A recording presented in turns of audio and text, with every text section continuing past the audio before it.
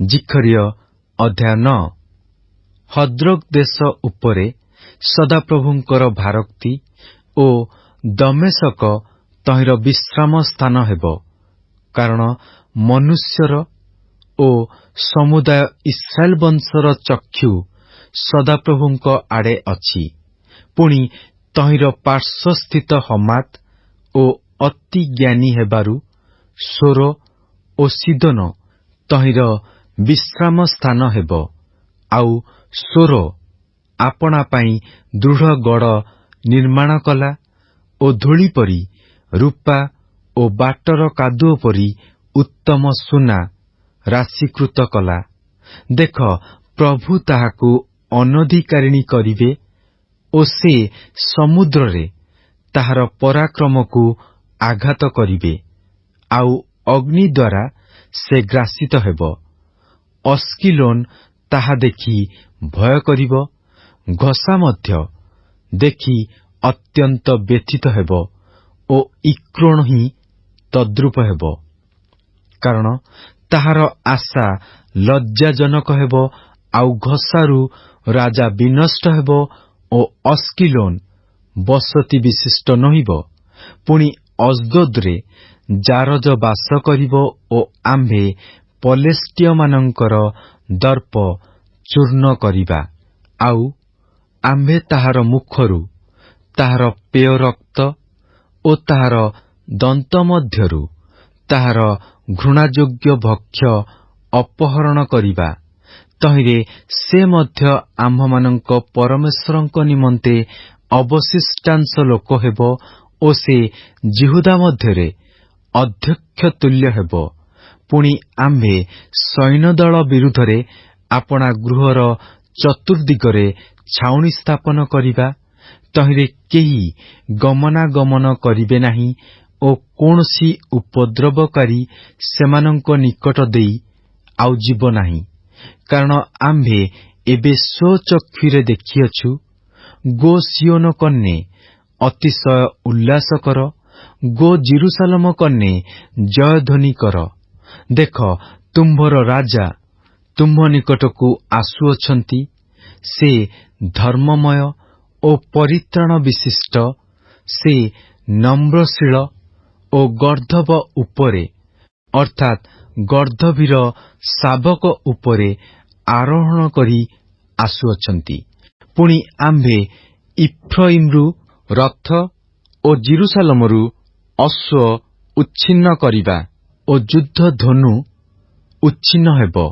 ଆଉ ସେ ଗୋଷ୍ଠୀଗଣକୁ ଶାନ୍ତିର କଥା କହିବେ ଓ ତାହାଙ୍କର ରାଜ୍ୟ ଏକ ସମୁଦ୍ରଠାରୁ ଅନ୍ୟ ସମୁଦ୍ର ପର୍ଯ୍ୟନ୍ତ ଓ ନଦୀଠାରୁ ପୃଥିବୀର ପ୍ରାନ୍ତ ପର୍ଯ୍ୟନ୍ତ ହେବ। ତୁମ୍ଭ ନିୟମର ରକ୍ତ ସକାଶୁ ଆମ୍ଭେ ତୁମ୍ଭର ବନ୍ଦୀମାନଙ୍କୁ ନିର୍ଜଳ କୂପ ମଧ୍ୟରୁ ବାହାର କରି ପ୍ରେରଣ କରିଅଛୁ। ହେ ଭରସାଯୁକ୍ତ ବନ୍ଦୀମାନେ, ତୁମେମାନେ ଦୃଢ଼ ଗଡ଼ ଆଡ଼େ ଫେରିଆସ। ଆମ୍ଭେ ତୁମ୍ଭକୁ ଦୁଇଗୁଣ ମଙ୍ଗଳ ଦେବା ବୋଲି ଆଜି ପ୍ରକାଶ କରୁଅଛୁ। କାରଣ ଆମ୍ଭେ ଆପଣା ନିମନ୍ତେ ଧନୁ ସ୍ୱରୂପ ଯିହୁଦାରେ ଗୁଣ ଦେଇଅଛୁ ଓ ତୀର ସ୍ୱରୂପ ଇଫ୍ରାଇମରେ ତାହା ସଂଯୁକ୍ତ କରିଅଛୁ। ଆଉ ହେ ସିଓନ, ଆମ୍ଭେ ତୁମ୍ଭର ସନ୍ତାନଗଣକୁ, ହେ ଗ୍ରୀସ୍, ତୁମ୍ଭ ସନ୍ତାନଗଣ ବିରୁଦ୍ଧରେ ଉତ୍ତେଜିତ କରିବା ଓ ତୁମ୍ଭକୁ ବୀରର ଖଡ୍ଗ ସ୍ୱରୂପ କରିବା। ପୁଣି ସଦାପ୍ରଭୁ ସେମାନଙ୍କ ଊର୍ଦ୍ଧ୍ୱରେ ଦେଖାଯିବେ ଓ ତାହାଙ୍କର ତୀର ବିଜୁଳି ପରି ବାହାର ହେବ। ଆଉ ପ୍ରଭୁ ସଦାପ୍ରଭୁ ତୁରୀ ବଜାଇବେ ଓ ଦକ୍ଷିଣ ଦିଗର ଘୂର୍ଣ୍ଣିବାୟୁରେ ଗମନ କରିବେ। ସୈନ୍ୟାଧିପତି ସଦାପ୍ରଭୁ ସେମାନଙ୍କୁ ରକ୍ଷା କରିବେ। ତହିଁରେ ସେମାନେ ଗ୍ରାସ କରିବେ ଓ ଛାଟିଣୀ ପଥର ସବୁ ପଦତଳେ ଦଳିତ କରିବେ। ଆଉ ସେମାନେ ପାନ କରିବେ ଓ ଦ୍ରାକ୍ଷାରସରେ ମତ ଲୋକର ନ୍ୟାୟ ଶବ୍ଦ କରିବେ। ଆଉ ସେମାନେ ପାତ୍ର ପରି ଯଜ୍ଞବେଦୀର କୋଣ ପରି ପରିପୂର୍ଣ୍ଣ ହେବେ। ପୁଣି ସେଦିନ ସଦାପ୍ରଭୁ ସେମାନଙ୍କ ପରମେଶ୍ୱର ଆପଣା ଲୋକମାନଙ୍କୁ ପଲ ସ୍ୱରୂପ ଉଦ୍ଧାର କରିବେ, କାରଣ ସେମାନେ ମୁକୁଟର ପ୍ରସ୍ତର ସ୍ୱରୂପ ତାହାଙ୍କ ଦେଶର ଊର୍ଦ୍ଧ୍ୱରେ ଉତ୍ଥାପିତ ହେବେ। ଯେହେତୁ ତାଙ୍କ ମଙ୍ଗଳ ଭାବ କିପରି ମହତ୍ ଓ ତାଙ୍କର ସୌନ୍ଦର୍ଯ୍ୟ କିପରି ମହତ୍, ଶସ୍ୟ ଯୁବାଗଣକୁ ଓ ନୂତନ ଦ୍ରାକ୍ଷାରସ ଯୁବତୀଗଣକୁ ବର୍ଦ୍ଧିଷ୍ଣୁ କରିବ। ଜିଖର୍ୟ ଅଧ୍ୟାୟ 10। ତୁମେମାନେ ଶେଷ ବୃଷ୍ଟି ସମୟରେ ସଦାପ୍ରଭୁଙ୍କ ନିକଟରେ, ଅର୍ଥାତ୍ ଯେ ବିଜୁଳିର ସୃଷ୍ଟି କରନ୍ତି ସେହି ସଦାପ୍ରଭୁଙ୍କ ନିକଟରେ ବୃଷ୍ଟି ମାଗ।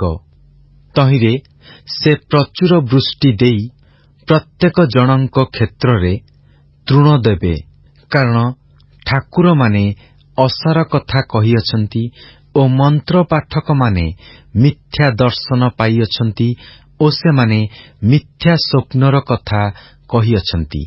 ସେମାନେ ବୃଥାରେ ସାନ୍ତ୍ୱନା ଦିଅନ୍ତି। ଏଥିପାଇଁ ଲୋକମାନେ ମେଷଗଣ ପରି ଆପଣା ଆପଣା ପଥରେ ଗମନ କରନ୍ତି। ସେମାନେ କ୍ଲେଶଯୁକ୍ତ ଅଟନ୍ତି, କାରଣ ପାଳକ କେହି ନାହିଁ। ପାଳକମାନଙ୍କ ବିରୁଦ୍ଧରେ ଆମ୍ଭର କ୍ରୋଧ ପ୍ରଜ୍ୱଳିତ ହୋଇଅଛି ଓ ଆମ୍ଭେ ଛାଗଗଣକୁ ଶାସ୍ତି ଦେବା। କାରଣ ସୈନ୍ୟାଧିପତି ସଦାପ୍ରଭୁ ଆପଣା ପଲ ଜିହୁଦା ବଂଶର ତତ୍ତ୍ୱାନୁସନ୍ଧାନ କରିଅଛନ୍ତି ଓ ସେମାନଙ୍କୁ ଆପଣାର ସୁନ୍ଦର ଯୁଦ୍ଧ ଅଶ୍ୱତୁଲ୍ୟ କରିବେ। ତାଙ୍କଠାରୁ କୋଣର ପ୍ରସ୍ତର, ତାଙ୍କଠାରୁ ପ୍ରେକ, ତାଙ୍କଠାରୁ ଯୁଦ୍ଧ ଧନୁ, ତାଙ୍କଠାରୁ ପ୍ରତ୍ୟେକ ଶାସନକାରୀ ଏକତ୍ର ଉତ୍ପନ୍ନ ହେବେ। ପୁଣି ସେମାନେ ବୀରଗଣ ତୁଲ୍ୟ ହୋଇ ଯୁଦ୍ଧରେ ଆପଣାମାନଙ୍କର ଶତ୍ରୁଗଣକୁ ବାଟର କାଦୁଅରେ ଦଳି ପକାଇବେ ଓ ସେମାନେ ଯୁଦ୍ଧ କରିବେ, କାରଣ ସଦାପ୍ରଭୁ ସେମାନଙ୍କର ସହବର୍ତ୍ତୀ ଅଟନ୍ତି ଓ ଅଶ୍ୱାରୋହୀମାନେ ଘାବରା ହେବେ। ଆଉ ଆମ୍ଭେ ଜିହୁଦା ବଂଶକୁ ବଳବାନ କରିବା ଓ ଆମ୍ଭେ ଯୋସେଫ ବଂଶକୁ ଉଦ୍ଧାର କରିବା ଓ ଆମ୍ଭେ ସେମାନଙ୍କୁ ପୁନର୍ବାର ଆଣିବା, କାରଣ ସେମାନଙ୍କ ପ୍ରତି ଆମ୍ଭର ଦୟା ଅଛି। ଆଉ ଆମ୍ଭ ଦ୍ୱାରା ପରିତ୍ୟକ୍ତ ନୋହିଲା ଲୋକର ତୁଲ୍ୟ ସେମାନେ ହେବେ, କାରଣ ଆମ୍ଭେ ସଦାପ୍ରଭୁ ସେମାନଙ୍କର ପରମେଶ୍ୱର ଓ ଆମ୍ଭେ ସେମାନଙ୍କର ପ୍ରାର୍ଥନା ଶୁଣିବା। ପୁଣି ଇଫ୍ରାଇମର ଲୋକମାନେ ବୀର ପୁରୁଷ ତୁଲ୍ୟ ହେବେ ଓ ଦ୍ରାକ୍ଷାରସରେ ଆନନ୍ଦ କଲା ପରି ସେମାନଙ୍କ ଅନ୍ତଃକରଣ ଆନନ୍ଦ କରିବ। ହଁ, ସେମାନଙ୍କର ସନ୍ତାନଗଣ ତାହା ଦେଖିବେ ଓ ଆନନ୍ଦ କରିବେ। ସେମାନଙ୍କର ଅନ୍ତଃକରଣ ସଦାପ୍ରଭୁଙ୍କଠାରେ ଉଲ୍ଲାସିତ ହେବ। ଆମ୍ଭେ ସେମାନଙ୍କ ପାଇଁ ଶିସ୍ ଶବ୍ଦ କରି ସେମାନଙ୍କୁ ଏକତ୍ର କରିବା, କାରଣ ଆମ୍ଭେ ସେମାନଙ୍କୁ ମୁକ୍ତ କରିଅଛୁ ଓ ସେମାନେ ଯେପରି ବହୁବଂଶ ହୋଇଥିଲେ ସେପରି ବହୁବଂଶ ହେବେ।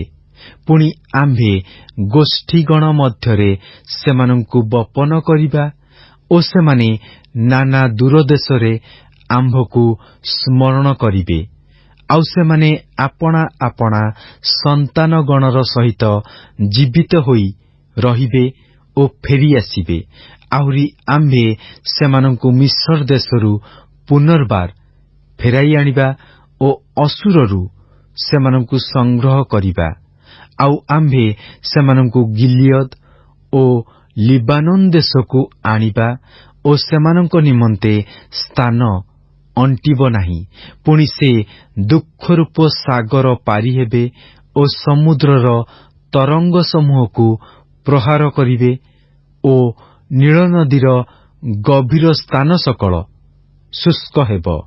ତହିଁରେ ଅସୁରର ଗର୍ବ ଖର୍ବ ହେବ ଓ ମିସ୍ରର ରାଜଦଣ୍ଡ ଦୂରୀକୃତ ହେବ। ପୁଣି ଆମ୍ଭେ ସଦାପ୍ରଭୁଙ୍କଠାରେ ସେମାନଙ୍କୁ ବଳବାନ କରିବା ଓ ସେମାନେ ତାହାଙ୍କ ନାମରେ ଗମନାଗମନ କରିବେ, ଏହା ସଦାପ୍ରଭୁ କହନ୍ତି। ଜିଖର୍ୟ ଅଧ୍ୟାୟ 11। ହେ ଲିବାନୋନ, ତୁମ୍ଭର ଏରସ୍ ବୃକ୍ଷ ସକଳକୁ ଅଗ୍ନି ଯେପରି ଗ୍ରାସ କରିବ, ଏଥିପାଇଁ ତୁମ୍ଭର କବାଟ ସବୁ ମେଲାଇ ଦିଅ। ହେ ଦେବଦାରୁ ବୃକ୍ଷ, ହାହାକାର କର, କାରଣ ଏରସ୍ ବୃକ୍ଷ ପତିତ ହେଲା, ମନୋହର ବୃକ୍ଷ ସବୁ ନଷ୍ଟ ହେଲା। ହେ ବାସନର ଅଲୋନ ବୃକ୍ଷ ସବୁ ହାହାକାର କର, କାରଣ ଦୁର୍ଗମ ବନ ଭୂମିସାତ ହେଲା। ମେଷପାଳକ ଗଣର ହାହାକାର ରବ, କାରଣ ସେମାନଙ୍କର ଗୌରବ ନଷ୍ଟ ହେଲା। ଯୁବା ସିଂହଗଣର ଗର୍ଜନ ରବ, କାରଣ ଜର୍ଦ୍ଦନର ଦର୍ପସ୍ଥାନ ନଷ୍ଟ ହେଲା। ସଦାପ୍ରଭୁ ମୋ ପରମେଶ୍ୱର ଏହି କଥା କହିଲେ, ଏହି ବଧର ଅଧୀନ ପଲକୁ ଚରାଅ। ସେମାନଙ୍କର ଅଧିକାରୀମାନେ ସେମାନଙ୍କୁ ବଧ କରନ୍ତି ଓ ଆପଣାମାନଙ୍କୁ ନିର୍ଦ୍ଦୋଷ ବୋଲି ଜ୍ଞାନ କରନ୍ତି। ଆଉ ଯେଉଁମାନେ ସେମାନଙ୍କୁ ବିକ୍ରୟ କରନ୍ତି, ସେମାନେ କହନ୍ତି, ସଦାପ୍ରଭୁ ଧନ୍ୟ ହେଉନ୍ତୁ, କାରଣ ମୁଁ ଧନୀ ହୋଇଅଛି। ଓ ସେମାନଙ୍କର ନିଜ ପାଳକମାନେ ସେମାନଙ୍କୁ ଦୟା କରନ୍ତି ନାହିଁ, କାରଣ ସଦାପ୍ରଭୁ କହନ୍ତି, ଆମ୍ଭେ ଦେଶ ନିବାସୀମାନଙ୍କୁ ଆଉ ଦୟା କରିବା ନାହିଁ।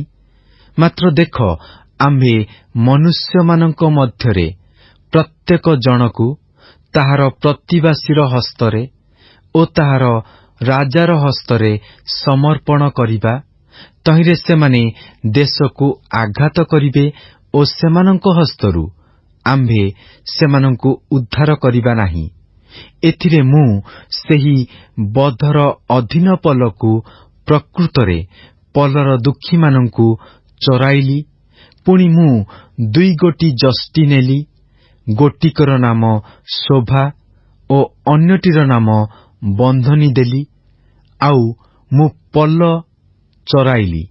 ଆଉ ମୁଁ 1 ମାସ ମଧ୍ୟରେ 3 ଜଣ ପାଳକଙ୍କୁ ଉଚ୍ଛିନ୍ନ କଲି, କାରଣ ସେମାନଙ୍କ ବିଷୟରେ ମୋର ପ୍ରାଣ କ୍ଳାନ୍ତ ହୋଇଥିଲା ଓ ମଧ୍ୟ ସେମାନଙ୍କ ପ୍ରାଣ ମୋତେ ଘୃଣା କଲା। ସେତେବେଳେ ମୁଁ କହିଲି, ମୁଁ ତୁମ୍ଭମାନଙ୍କୁ ଚରାଇବି ନାହିଁ। ଯେ ମରିବ ସେ ମରୁ, ଓ ଯାହାର ଉଚ୍ଛିନ୍ନ ହେବାର ଅଛି ସେ ଉଚ୍ଛିନ୍ନ ହେଉ, ଓ ଯେଉଁମାନେ ଅବଶିଷ୍ଟ ରହନ୍ତି ସେମାନଙ୍କର 1 ଜଣ ଅନ୍ୟର ମାଂସ ଖାଉ। ପୁଣି ମୁଁ ଆପଣା ଶୋଭା ନାମକ ଯଷ୍ଟି ନେଲି ଓ ସବୁ ଗୋଷ୍ଠୀ ସଙ୍ଗରେ ମୁଁ ଯେଉଁ ନିୟମ କରିଥିଲି ତାହା ଭାଙ୍ଗିବା ନିମନ୍ତେ ସେହି ଯଷ୍ଟିକି ଖଣ୍ଡ ଖଣ୍ଡ କରି କାଟିଲି। ଆଉ ତାହା ସେହିଦିନ ଭଗ୍ନ ହେଲା। ତହିଁରେ ପଲ ମଧ୍ୟରୁ ଯେଉଁ ଦୁଃଖୀମାନେ ମୋ କଥାରେ ମନୋଯୋଗ କଲେ, ସେମାନେ ତାହା ଯେ ସଦାପ୍ରଭୁଙ୍କର ବାକ୍ୟ ଏହା ଜାଣିଲେ। ପୁଣି ମୁଁ ସେମାନଙ୍କୁ କହିଲି, ଯେବେ ତୁମ୍ଭେମାନେ ଭଲ ବୋଧ କର, ତେବେ ମୋର ବେତନ ମୋତେ ଦିଅ, ନୋହିଲେ କ୍ଷାନ୍ତ ହୁଅ। ତହିଁରେ ସେମାନେ ମୋର ବେତନ ନିମନ୍ତେ 30 ରୌପ୍ୟ ମୁଦ୍ରା ତଉଲି କରି ଦେଲେ। ଆଉ ସଦାପ୍ରଭୁ ମୋତେ କହିଲେ, ଏହା କୁମ୍ଭକାର ନିକଟରେ ପକାଇ ଦିଅ। ଏହି ବିଲକ୍ଷଣ ମୂଲ୍ୟରେ ସେମାନେ ଆମ୍ଭର ମୂଲ୍ୟ ନିର୍ଣ୍ଣୟ କରିଅଛନ୍ତି। ତହିଁରେ ମୁଁ ସେହି 30 ରୌପ୍ୟ ମୁଦ୍ରା ନେଇ ସଦାପ୍ରଭୁଙ୍କ ଗୃହରେ କୁମ୍ଭକାର ନିକଟରେ ପକାଇଦେଲି। ଏଉତାରେ ମୁଁ ବନ୍ଧନୀ ନାମକ ମୋହର ଅନ୍ୟ ଯଷ୍ଟି ନେଇ ଜିହୁଦାର ଓ ଇସ୍ରାଏଲର ମଧ୍ୟରେ ଭ୍ରାତୃଭାବ ଭଗ୍ନ କରିବା ନିମନ୍ତେ ତାହା ଖଣ୍ଡ ଖଣ୍ଡ କରି କାଟିଲି। ଅନନ୍ତର ସଦାପ୍ରଭୁ ମୋତେ କହିଲେ, ତୁମ୍ଭେ ପୁନର୍ବାର 1 ନିର୍ବୋଧ ପାଳକର ସଜ ନିଅ। କାରଣ ଦେଖ, ଆମ୍ଭେ ଦେଶ ମଧ୍ୟରେ 1 ପାଳକ ଉତ୍ପନ୍ନ କରାଇବା। ସେ ଉଚ୍ଛିନ୍ନ ଲୋକମାନଙ୍କର ତତ୍ତ୍ୱାବଧାନ କରିବ ନାହିଁ, କିଏବା ଭଗ୍ନାଙ୍ଗମାନଙ୍କୁ ସୁସ୍ଥ କରିବ ନାହିଁ, ଅଥବା ସୁସ୍ଥମାନଙ୍କୁ ଚରାଇବ ନାହିଁ। ମାତ୍ର ସେ ହୃଷ୍ଟପୁଷ୍ଟ ମେଷଗଣର ମାଂସ ଭୋଜନ କରିବ ଓ ସେମାନଙ୍କର ଖୁରା ଖଣ୍ଡ ଖଣ୍ଡ କରି ବିଦୀର୍ଣ୍ଣ କରିବ। ଯେଉଁ ଅକର୍ମଣ୍ୟ ପାଳକ ପଲ ତ୍ୟାଗ କରେ ସେ ସନ୍ତାପର ପାତ୍ର। ତାହାର ବାହୁରେ ଓ ଦକ୍ଷିଣ ଚକ୍ଷୁରେ ଖଡ୍ଗ ପଡ଼ିବ। ତାହାର ବାହୁ ସମ୍ପୂର୍ଣ୍ଣ ରୂପେ ଶୁଷ୍କ ହେବ ଓ ତାହାର ଦକ୍ଷିଣ ଚକ୍ଷୁ ସର୍ବୋତ୍ତ ଭାବେ ଅନ୍ଧକାରଗ୍ରସ୍ତ ହେବ। ଜିଖର୍ୟ ଅଧ୍ୟାୟ 12। ଇସ୍ରାଏଲ ବିଷୟରେ ସଦାପ୍ରଭୁଙ୍କର ଭାରୋକ୍ତି। ଯେ ଆକାଶମଣ୍ଡଳ ବିସ୍ତାର କରନ୍ତି ଓ ପୃଥିବୀର ଭିତ୍ତିମୂଳ ସ୍ଥାପନ କରନ୍ତି ଓ ମନୁଷ୍ୟର ଅନ୍ତରେ ଆତ୍ମା ନିର୍ମାଣ କରନ୍ତି, ସେହି ସଦାପ୍ରଭୁ ଏହି କଥା କହନ୍ତି। ଦେଖ, ଆମ୍ଭେ ଚତୁର୍ଦିଗସ୍ଥିତ ସମସ୍ତ ଗୋଷ୍ଠୀ ପ୍ରତି ଜିରୁସାଲମକୁ ଟଳଟଳଜନକ ପାନପାତ୍ର ସ୍ୱରୂପ କରିବା ଓ ଜିରୁସାଲମର ଅବରୋଧ କାଳେ ତାହା ଜିହୁଦାର ଉପରେ ମଧ୍ୟ ବର୍ତ୍ତିବ। ପୁଣି ସେହିଦିନ ଆମ୍ଭେ ଜିରୁସାଲମକୁ ସମସ୍ତ ଗୋଷ୍ଠୀ ପ୍ରତି ଭାରସ୍ୱରୂପ ପ୍ରସ୍ତର କରିବା। ଯେଉଁମାନେ ତଦ୍ୱାରା ଆପଣାମାନଙ୍କୁ ଭାରଗ୍ରସ୍ତ କରନ୍ତି, ସେ ସମସ୍ତେ ଅତ୍ୟନ୍ତ କ୍ଷତବିକ୍ଷତ ହେବେ ଓ ପୃଥିବୀସ୍ଥ ସମସ୍ତ ଗୋଷ୍ଠୀ ତାହା ବିରୁଦ୍ଧରେ ଏକତ୍ରିତ ହେବେ। ସଦାପ୍ରଭୁ କହନ୍ତି, ସେଦିନ ଆମ୍ଭେ ପ୍ରତ୍ୟେକ ଅଶ୍ୱକୁ ସ୍ତବ୍ଧତାରେ ଓ ତଦାରୋହୀକି ଉନ୍ମତ୍ତତାରେ ଆଘାତ କରିବା। ଆଉ ଆମ୍ଭେ ଜିହୁଦା ବଂଶ ପ୍ରତି ଆପଣା ଚକ୍ଷୁ ମେଲାଇ ଗୋଷ୍ଠୀଗଣର ପ୍ରତ୍ୟେକ ଅଶ୍ୱକୁ ଅନ୍ଧତାରେ ଆଘାତ କରିବା। ପୁଣି ଜିହୁଦାର ଅଧ୍ୟକ୍ଷଗଣ ଆପଣା ଆପଣା ମନରେ କହିବେ, ଜିରୁସାଲମର ନିବାସୀମାନେ ସୈନ୍ୟାଧିପତି ସଦାପ୍ରଭୁ ଆପଣାମାନଙ୍କ ପରମେଶ୍ୱରଙ୍କ ସାହାଯ୍ୟରେ ମୋର ବଳସ୍ୱରୂପ ଅଟନ୍ତି। ସେଦିନ ଆମ୍ଭେ ଜିହୁଦାର ଅଧ୍ୟକ୍ଷଗଣକୁ କାଠ ମଧ୍ୟରେ ଅଗ୍ନିଧାରୀ ପାତ୍ର ସ୍ୱରୂପ ଓ ଶସ୍ୟବିଡ଼ା ମଧ୍ୟରେ ମଶାଲ ସ୍ୱରୂପ କରିବା। ଆଉ ସେମାନେ ଦକ୍ଷିଣ ଓ ବାମରେ ଚତୁଃପାର୍ଶ୍ୱସ୍ଥିତ ସମସ୍ତ ଗୋଷ୍ଠୀଙ୍କୁ ଗ୍ରାସ କରିବେ। ଆଉ ଜିରୁସାଲମ ପୁନର୍ବାର ସ୍ୱସ୍ଥାନରେ ଅର୍ଥାତ୍ ଜିରୁସାଲମରେ ବାସ କରିବ। ଆହୁରି ଦାଉଦ ବଂଶର ଗୌରବ ଓ ଜିରୁସାଲମ ନିବାସୀଗଣର ଗୌରବ ଯେପରି ଜିହୁଦା ବଂଶର ଉପରେ ଉନ୍ନତ ନ ହୁଏ, ଏଥିପାଇଁ ସଦାପ୍ରଭୁ ପ୍ରଥମରେ ଜିହୁଦାର ତମ୍ବୁ ସବୁକୁ ଉଦ୍ଧାର କରିବେ। ସେଦିନ ସଦାପ୍ରଭୁ ଜିରୁସାଲମର ନିବାସୀଗଣକୁ ରକ୍ଷା କରିବେ ଓ ସେମାନଙ୍କ ମଧ୍ୟରେ ଯେଉଁ ଜନ ଦୁର୍ବଳ, ସେଦିନ ସେ ଦାଉଦ ପରି ହେବ ଓ ଦାଉଦ ବଂଶ ପରମେଶ୍ୱରଙ୍କ ପରି ସେମାନଙ୍କର ଅଗ୍ରଗାମୀ ସଦାପ୍ରଭୁଙ୍କର ଦୂତ ପରି ହେବେ।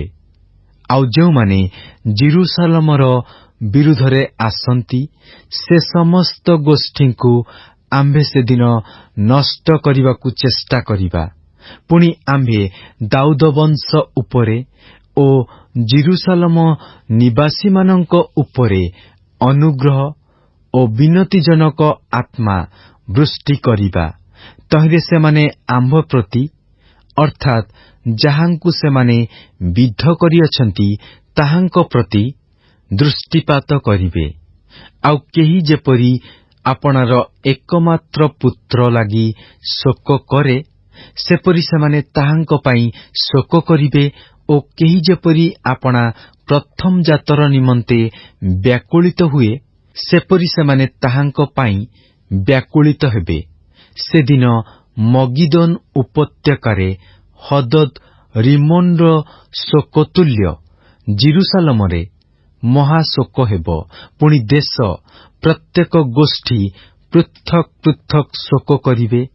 ଦାଉଦ ବଂଶର ଗୋଷ୍ଠୀ ପୃଥକ୍ ଓ ସେମାନଙ୍କର ସ୍ତ୍ରୀଗଣ ପୃଥକ୍, ନାଥନ ବଂଶର ଗୋଷ୍ଠୀ ପୃଥକ୍ ଓ ସେମାନଙ୍କର ସ୍ତ୍ରୀଗଣ ପୃଥକ୍, ଲେବି ବଂଶର ଗୋଷ୍ଠୀ ପୃଥକ୍ ଓ ସେମାନଙ୍କର ସ୍ତ୍ରୀଗଣ ପୃଥକ୍, ସିମିୟର ଗୋଷ୍ଠୀ ପୃଥକ୍ ଓ ସେମାନଙ୍କର ସ୍ତ୍ରୀଗଣ ପୃଥକ୍ ଶୋକ କରିବେ। ଅବଶିଷ୍ଟ ସମୁଦାୟ ଗୋଷ୍ଠୀ ମଧ୍ୟରୁ ପ୍ରତ୍ୟେକ ଗୋଷ୍ଠୀ ପୃଥକ୍ ଓ ସେମାନଙ୍କର ସ୍ତ୍ରୀଗଣ ପୃଥକ୍ ଶୋକ କରିବେ। ଜିଖର୍ୟ ଅଧ୍ୟାୟ 13। ସେଦିନ ପାପ ଓ ଅସୁଚିତାର ନିମନ୍ତେ ଦାଉଦ ବଂଶର ଓ ଜିରୁସାଲମର ନିବାସୀଗଣର ପ୍ରତି ଏକ ନିର୍ଝର ଖୋଲାଯିବ। ପୁଣି ସୈନ୍ୟାଧିପତି ସଦାପ୍ରଭୁ କହନ୍ତି, ସେଦିନ ଆମ୍ଭେ ଦେଶରୁ ପ୍ରତିମାଗଣର ନାମ ଉଚ୍ଛିନ୍ନ କରିବା ଓ ସେମାନେ ଆଉ ସ୍ମରଣ କରାଯିବେ ନାହିଁ। ଆହୁରି ଆମ୍ଭେ ଦେଶରୁ ଭବିଷ୍ୟଦ୍ବକ୍ତାଗଣକୁ ଓ ଅସୁଚିତାର ଆତ୍ମାକୁ ବାହାର କରାଇବା। ଆଉ କେହି ଯେବେ ପୁନର୍ବାର ଭବିଷ୍ୟତ୍ ବାକ୍ୟ ପ୍ରଚାର କରେ, ତେବେ ତାହାର ଜନ୍ମଦାତା ପିତା ଓ ମାତା ତାହାକୁ କହିବେ, ତୁମ୍ଭେ ବଞ୍ଚିବ ନାହିଁ, କାରଣ ତୁମ୍ଭେ ସଦାପ୍ରଭୁଙ୍କ ନାମରେ ମିଥ୍ୟା କହୁଅଛ। ଆଉ ସେ ଭବିଷ୍ୟତ୍ ବାକ୍ୟ ପ୍ରଚାର କଲାବେଳେ ତାହାର ଜନ୍ମଦାତା ପିତା ଓ ମାତା ତାହାକୁ ଅସ୍ତ୍ରବିଦ୍ଧ କରିବେ। ପୁଣି ସେଦିନ ଭବିଷ୍ୟଦ୍ବକ୍ତାଗଣ ଭବିଷ୍ୟତ୍ ବାକ୍ୟ ପ୍ରଚାର କଲାବେଳେ ପ୍ରତ୍ୟେକ ଆପଣା ଆପଣା ଦର୍ଶନ ବିଷୟରେ ଲଜ୍ଜିତ ହେବେ ଓ ପ୍ରତାରଣା କରିବା ପାଇଁ ସେମାନେ ଲୋମସ ବସ୍ତ୍ର ପରିଧାନ କରିବେ ନାହିଁ। ମାତ୍ର ସେ କହିବ, ମୁଁ ଭବିଷ୍ୟଦ୍ବକ୍ତା ନୁହେଁ, ମୁଁ କୃଷକ, କାରଣ ବାଲ୍ୟକାଳରୁ କ୍ରୀତଦାସ ହୋଇଅଛି।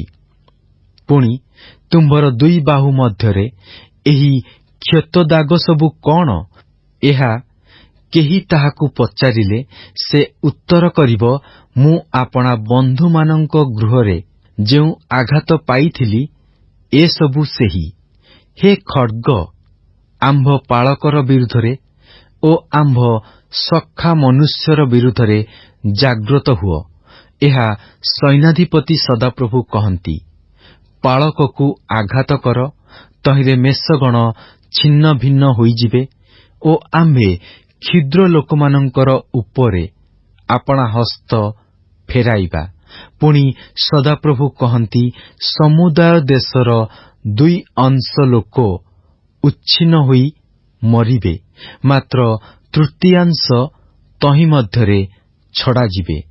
ଆଉ ସେହି ତୃତୀୟାଂଶକୁ ଆମ୍ଭେ ଅଗ୍ନି ମଧ୍ୟ ଦେଇ ଆଣିବା ଓ ରୂପା ଯେପରି ପରିଷ୍କୃତ ହୁଏ, ତଦ୍ରୂପ ସେମାନଙ୍କୁ ପରିଷ୍କାର କରିବା। ଆଉ ସୁବର୍ଣ୍ଣ ଯେପରି ପରୀକ୍ଷିତ ହୁଏ, ସେପରି ସେମାନଙ୍କୁ ପରୀକ୍ଷା କରିବା। ସେମାନେ ଆମ୍ଭ ନାମରେ ପ୍ରାର୍ଥନା କରିବେ ଓ ଆମ୍ଭେ ସେମାନଙ୍କର ପ୍ରାର୍ଥନା ଶୁଣିବା। ଆମ୍ଭେ କହିବା, ଏମାନେ ଆମ୍ଭର ଲୋକ, ଆଉ ସେମାନେ କହିବେ, ସଦାପ୍ରଭୁ ଆମ୍ଭର ପରମେଶ୍ୱର ଅଟନ୍ତି। ଜିଖର୍ୟ ଅଧ୍ୟାୟ 14। ଦେଖ, ସଦାପ୍ରଭୁଙ୍କର ଏକ ଦିନ ଆସୁଅଛି, ସେ ସମୟରେ ତୁମ୍ଭ ସମ୍ପତ୍ତି ତୁମ୍ଭ ମଧ୍ୟରେ ବିଭକ୍ତ କରାଯିବ। କାରଣ ଜିରୁସାଲମ ବିରୁଦ୍ଧରେ ସଂଗ୍ରାମ ପାଇଁ ସମସ୍ତ ଗୋଷ୍ଠୀଙ୍କୁ ଆମ୍ଭେ ସଂଗ୍ରହ କରିବା। ପୁଣି ନଗର ଶତ୍ରୁ ହସ୍ତଗତ ଓ ଗୃହ ସକଳ ଲୁଟିତ ହେବ ଓ ସ୍ତ୍ରୀମାନେ ବଳାତ୍କୃତ ହେବେ। ଆଉ ନଗରର ଅର୍ଦ୍ଧେକ ଲୋକ ବନ୍ଦୀ ହୋଇଯିବେ ଓ ଅବଶିଷ୍ଟ ଲୋକ ନଗରରୁ ଉଚ୍ଛିନ୍ନ ହେବେ ନାହିଁ। ସେତେବେଳେ ସଦାପ୍ରଭୁ ବାହାର ହେବେ ଓ ସଂଗ୍ରାମ ଦିନରେ ଯେପରି ଯୁଦ୍ଧ କଲେ, ସେପରି ସେହି ସବୁ ଗୋଷ୍ଠୀ ବିରୁଦ୍ଧରେ ଯୁଦ୍ଧ କରିବେ।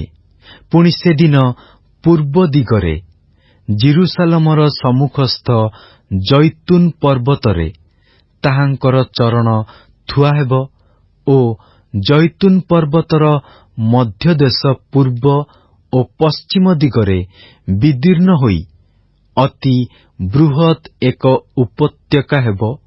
ଆଉ ପର୍ବତର ଅର୍ଦ୍ଧେକ ଉତ୍ତର ଦିଗ ଆଡ଼େ ଓ ଅର୍ଦ୍ଧେକ ଦକ୍ଷିଣ ଦିଗ ଆଡ଼େ ଘୁଞ୍ଚିଯିବ। ଆଉ ତୁମ୍ଭେମାନେ ଆମ୍ଭ ପର୍ବତଗଣର ଉପତ୍ୟକା ଦେଇ ପଳାୟନ କରିବ, କାରଣ ପର୍ବତଗଣର ଉପତ୍ୟକା ଆତ୍ସଲ ପର୍ଯ୍ୟନ୍ତ ଯିବ। ହଁ, ତୁମ୍ଭେମାନେ ଜିହୁଦାର ରାଜା ଉସିୟର ସମୟରେ ଯେପରି ଭୂମିକମ୍ପର ଆଗରୁ ପଳାୟନ କଲେ, ସେପରି ପଳାୟନ କରିବ। ଆଉ ସଦାପ୍ରଭୁ ମୋ ପରମେଶ୍ୱର ଆସିବେ ଓ ତାହାଙ୍କ ସଙ୍ଗେ ସବୁ ପବିତ୍ର ପ୍ରାଣୀମାନେ ଆସିବେ। ପୁଣି ସେଦିନ ଏପରି ଘଟିବ ଯେ ଦୀପ୍ତି ଉଜ୍ଜ୍ୱଳ ଓ ଅନ୍ଧକାର ହେବ ନାହିଁ, ମାତ୍ର ତାହା ଗୋଟିଏ ଦିନ ହେବ। ତହିଁର ତତ୍ତ୍ୱ ସଦାପ୍ରଭୁଙ୍କୁ ଜଣା। ତାହା ଦିନ ନୁହେଁ ଓ ରାତ୍ରି ନୁହେଁ, ମାତ୍ର ସନ୍ଧ୍ୟାକାଳରେ ଦୀପ୍ତି ହେବ। ପୁଣି ସେଦିନ ଜିରୁସାଲମରୁ ଅମୃତ ଜଳ ନିର୍ଗତ ହେବ। ତହିଁର ଅର୍ଦ୍ଧେକ ପୂର୍ବ ସମୁଦ୍ର ଆଡ଼େ ଓ ଅର୍ଦ୍ଧେକ ପଶ୍ଚିମ ସମୁଦ୍ର ଆଡ଼େ ଯିବ। ଗ୍ରୀଷ୍ମକାଳରେ ଓ ଶୀତକାଳରେ ତାହା ରହିବ। ଆଉ ସଦାପ୍ରଭୁ ସମୁଦାୟ ପୃଥିବୀ ଉପରେ ରାଜା ହେବେ। ସେଦିନ ସଦାପ୍ରଭୁ ଅଦ୍ୱିତୀୟ ହେବେ ଓ ତାହାଙ୍କର ନାମ ଅଦ୍ୱିତୀୟ ହେବ। ଗେବାଠାରୁ ଜିରୁସାଲମର ଦକ୍ଷିଣସ୍ଥ ରିମୋନ ପର୍ଯ୍ୟନ୍ତ ସମସ୍ତ ଦେଶ ଆରବା ତୁଲ୍ୟ ପରିବର୍ତ୍ତିତ ହେବ। ଆଉ ନଗର ଉନ୍ନତ ହୋଇ ବିନ୍ୟାମୀନର ଦ୍ୱାରଠାରୁ ପ୍ରଥମ ଦ୍ୱାରର ସ୍ଥାନ ଅର୍ଥାତ୍ କୋଣର ଦ୍ୱାର ପର୍ଯ୍ୟନ୍ତ ଓ ହନନେଲର ଦୁର୍ଗଠାରୁ ରାଜାର ଦ୍ରାକ୍ଷାଯନ୍ତ୍ର ପର୍ଯ୍ୟନ୍ତ ଆପଣା ସ୍ଥାନରେ ବାସ କରିବ। ପୁଣି ମନୁଷ୍ୟମାନେ ତହିଁ ମଧ୍ୟରେ ବାସ କରିବେ। ପୁଣି ଅଭିଶାପ ଆଉ ନୋହିବ, ମାତ୍ର ଜିରୁସାଲମ ନିରାପଦରେ ବାସ କରିବ। ଆଉ ଯେଉଁ ସକଳ ଗୋଷ୍ଠୀ ଜିରୁସାଲମ ବିରୁଦ୍ଧରେ ଯୁଦ୍ଧ କରିଅଛନ୍ତି, ସଦାପ୍ରଭୁ ସେମାନଙ୍କୁ ଯେଉଁ ମାରିରେ ଆଘାତ କରିବେ, ତାହା ଏହି: ସେମାନେ ଆପଣା ଆପଣା ଚରଣରେ ଠିଆ ହେବାବେଳେ ସେମାନଙ୍କର ମାଂସ କ୍ଷୟ ପାଇବ ଓ ସେମାନଙ୍କର ଚକ୍ଷୁ ଆପଣା ଆପଣା କୋରଡ଼ରେ କ୍ଷୟ ପାଇବ ଓ ସେମାନଙ୍କ ମୁଖରେ ସେମାନଙ୍କର ଜିହ୍ୱା କ୍ଷୟ ପାଇବ। ପୁଣି ସେଦିନ ସେମାନଙ୍କ ମଧ୍ୟରେ ସଦାପ୍ରଭୁଙ୍କ ଆଡ଼ରୁ ମହା କୋଳାହଳ ହେବ। ଆଉ ସେମାନଙ୍କର ପ୍ରତ୍ୟେକ ଜଣ ଆପଣା ଆପଣା ପ୍ରତିବାସୀର ହସ୍ତ ଧରିବେ ଓ ପ୍ରତ୍ୟେକର ହସ୍ତ ଆପଣା ଆପଣା ପ୍ରତିବାସୀର ହସ୍ତ ବିରୁଦ୍ଧରେ ଉଠିବ। ଜିହୁଦା ମଧ୍ୟ ଜିରୁସାଲମ ବିରୁଦ୍ଧରେ ଯୁଦ୍ଧ କରିବ ଓ ଚତୁର୍ଦ୍ଦିଗସ୍ଥିତ ସବୁ ଗୋଷ୍ଠୀଙ୍କ ସମ୍ପତ୍ତି ସୁନା, ରୂପା ଓ ବସ୍ତ୍ର ଅତିଶୟ ପ୍ରଚୁର ରୂପେ ସଞ୍ଚୟ କରାଯିବ। ପୁଣି ସେହି ସବୁ ଛାଉଣିରେ ଯେଉଁ ଅଶ୍ୱ, ଖଚ୍ଚର, ଉଷ୍ଟ୍ର ଓ ଗର୍ଦ୍ଦଭ ଓ ସବୁ ପ୍ରକାର ପଶୁ ଥିବେ, ସେମାନଙ୍କ ପ୍ରତି ଯେଉଁ ମାରି ଘଟିବ, ତାହା ସେହି ମାରି ତୁଲ୍ୟ ହେବ।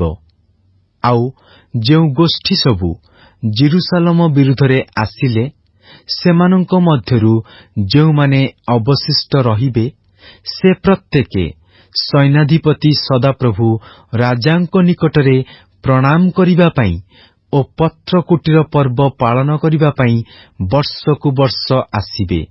ପୁଣି ପୃଥିବୀସ୍ଥ ସବୁ ଗୋଷ୍ଠୀ ମଧ୍ୟରୁ ଯେଉଁମାନେ ସୈନ୍ୟାଧିପତି ସଦାପ୍ରଭୁ ରାଜାଙ୍କ ନିକଟରେ ପ୍ରଣାମ କରିବା ପାଇଁ ଜିରୁସାଲମକୁ ଆସିବେ ନାହିଁ, ସେମାନଙ୍କ ଉପରେ କିଛି ଜଳ ବୃଷ୍ଟି ହେବ ନାହିଁ। ଆଉ ମିଶରର ଗୋଷ୍ଠୀ ଯେବେ ନ ଆସେ, ତେବେ ସେମାନଙ୍କ ଉପରେ ହିଁ ତାହା ହେବ ନାହିଁ।